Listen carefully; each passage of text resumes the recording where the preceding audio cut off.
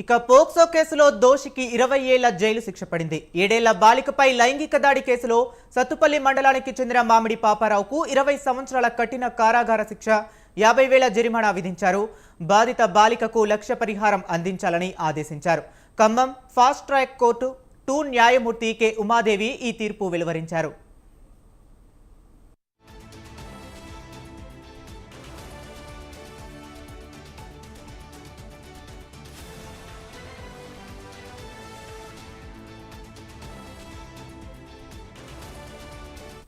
సత్తుపల్లి మండలానికి చెందిన 7 ఏళ్ల బాలిక 3వ తరగతి చదువుతుంది. 2023 ఆగస్టు 13న ఇంటి బయట ఆడుకుంటుండగా పాపారావు తన ఇంటికి తీసుకువెళ్లి లైంగిక దాడికి పాల్పడ్డాడు.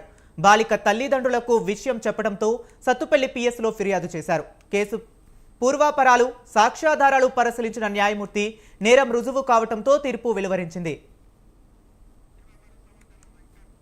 ఇక ఇదే అంశంపై మరింత సమాచారాన్ని మా కరెస్పాండెంట్ వెంకట్రావు ఫోన్ లైన్ లో అందిస్తారు. వెంకట్రావు, చెప్పండి, ఈ కేసుకి సంబంధించిన లేటెస్ట్ అప్డేట్స్ ఏంటి? హరీష్, పోక్సో కేసులు నేరాలు రుజువు కావడంతో నిందితుడికి 20 సంవత్సరాల కఠిన శిక్ష వేస్తూ ఖమ్మం ఫ్యామిలీ కోర్టు గౌరవ న్యాయమూర్తి ఉమాదేవి ఈరోజు శిక్ష ఖరారు చేశారు.